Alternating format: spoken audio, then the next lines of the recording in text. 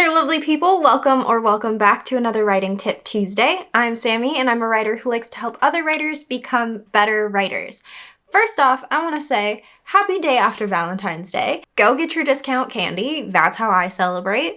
And let's talk about how to write a good love story, because I can't think of a better time to put out a video like this. What better time to write a love story than when love is all around you already? Whether it's the entire point of your story and you're writing a romance story of some sort, or whether it is a factor in a genre that is not necessarily focused on the love story, but you want one in it, a lot of the same things apply to making that love story work. So what does every love story absolutely need? First, believable characters with good chemistry. The characters need to be fully fleshed out, and that's not just the main character, that's the love interest as well. They need to have all of their little quirks figured out, that we can see them as real people, we can see how their relationship works, why they work together, why they fight about the things that they fight about, why they are a couple that the reader would root for. Building that chemistry can come from any direct point, but a lot of them stem from establishing who your main character is first and what they need to complete them. So creating a foil character or creating a character that complements them to become their love interest, where their downfalls are the other character's strengths and the main character's strengths are the love interest's downfalls, and they make each other stronger by being together. Prioritizing that kind of give and take while developing those characters and making sure that they are both giving something to the other character. Another thing that every love story needs is passion, something that fuels the story. This can be so many different things, so many different things. If you look at any love story, the passion is always something different, but it's always there. There's always something that is just automatically fueling why their love keeps working. So, for example, in One Last Stop between August and Jane, the passion comes from the case, solving why Jane is stuck on this train. What do they want out of Jane getting off of the train? That's where that passion comes from. I saw another example about Bella and Edward, one of the least healthy romances out there, but it does have passion for sure.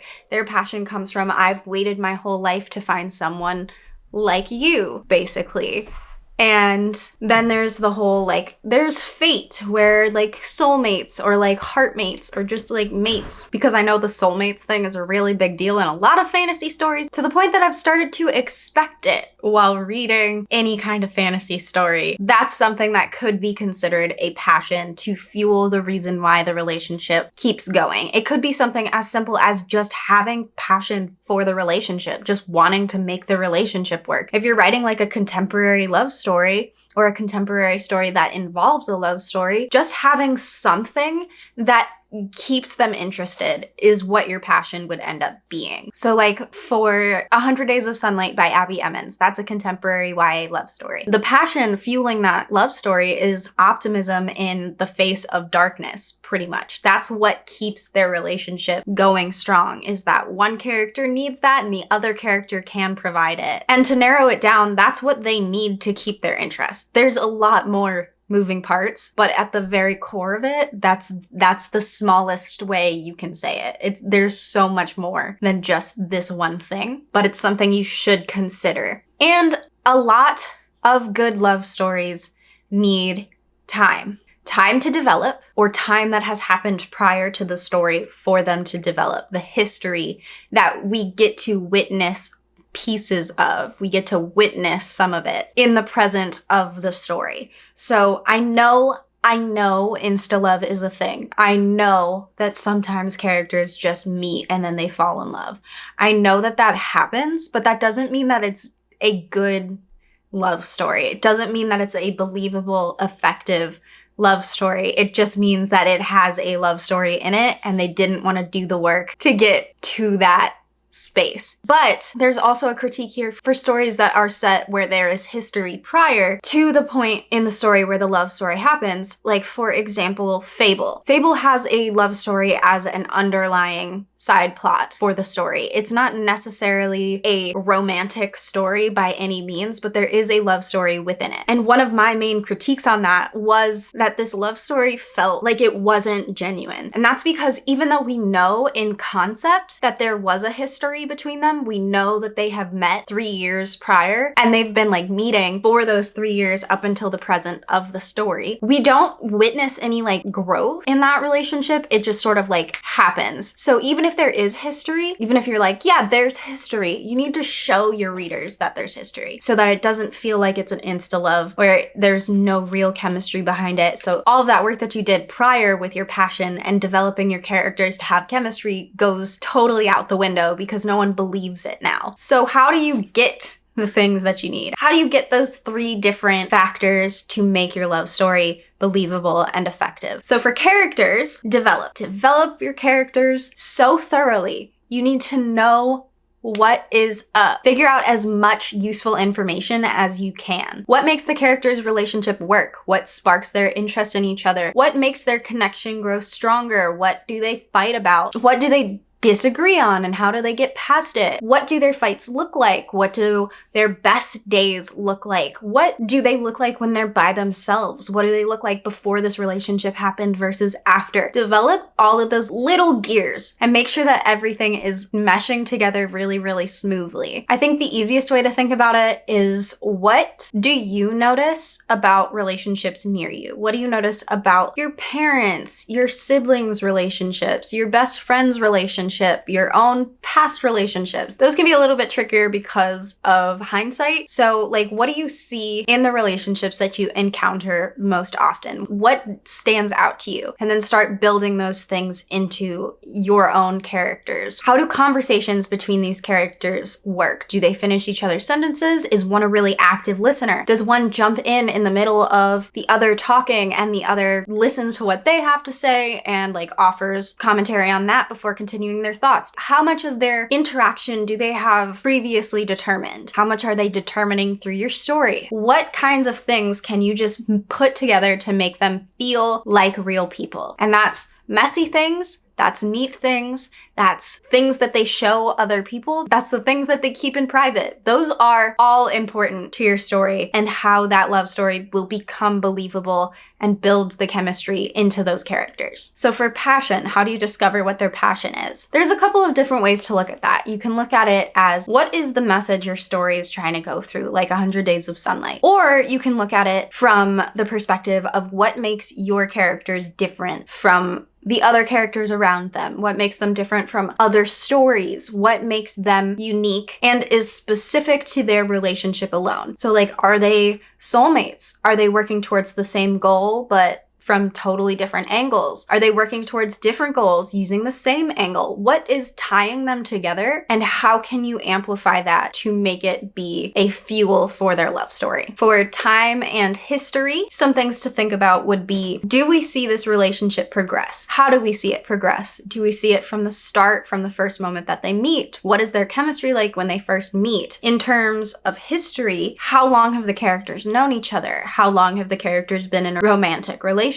How long have they been working towards a romantic relationship if they are not yet in one? How can you show the history of how they interact? How can you make it that their history is witnessed through their present? How can you make it so that your reader has no questions about why those characters are in a relationship or why those characters are starting a relationship or anything along those lines? Not to give another One Last Stop example, but it's in my mind, so I'm sorry. But in One Last Stop, there is several different kinds of relationships that are a part of the story. You have your main story between August and Jane, and then you have Nico and Mila, who are a long-term couple, and then you have Wes and his developing relationship with a character whose name I have forgotten. So we see Jane and August having this relationship that is very difficult. And then you see Wes avoiding his relationship that would be really easy see, but there's a lot of reasons why he is avoiding it. And then you have Nico and Mila, who have been together for longer than the story has existed. Because of that,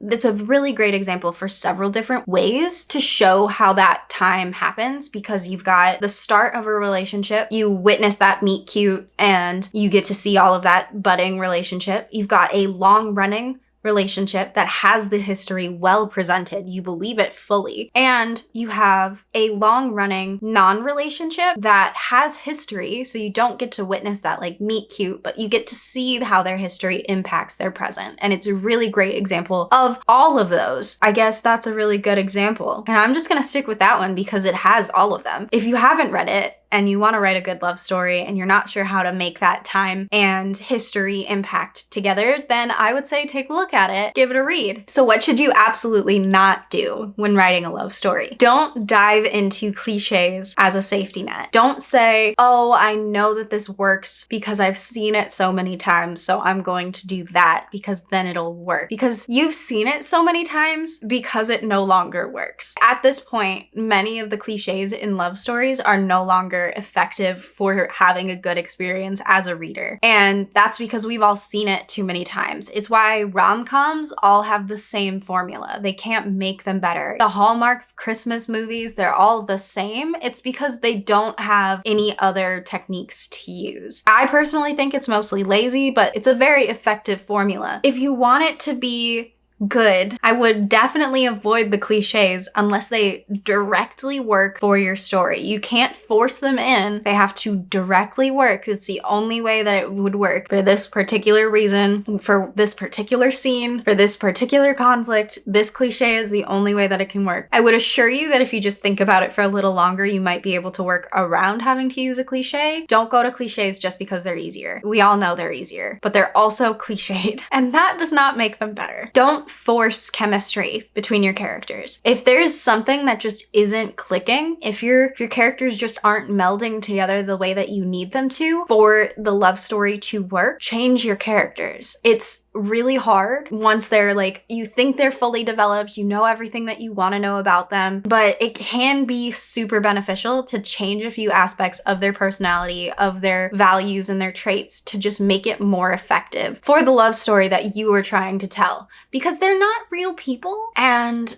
you're making them become as real as they're ever going to be. So because of that, you have full control over what they're like, and you have the power to make them more compatible. Don't overdo it, of course. Don't take that power and make them absolutely perfect for each other, because every relationship has flaws, and taking away those flaws makes it less believable, but you still have some power there. Don't allow your characters to fight with you on their chemistry. You should be able to make that happen. And when it comes to dialogue and flirting and those kinds of scenes, try to avoid laying it on too thick, unless that's who your character is. If that's who your character is, then by all means, go for it. But you need to make sure that that's who your character is long before you get to the point where they have the opportunity to flirt. If we open the book and we're on page 6 and they come out swinging, throwing it on as heavy as possible, there's no chance that people are going to believe that this is an actual person. But if we work our way up to getting to the flirtatious part and they start laying it on thick there, but they've been doing things that allude to that, like being a little too honest in certain situations or making jokes that other people might not make, something that leads us up to expecting that when the time comes,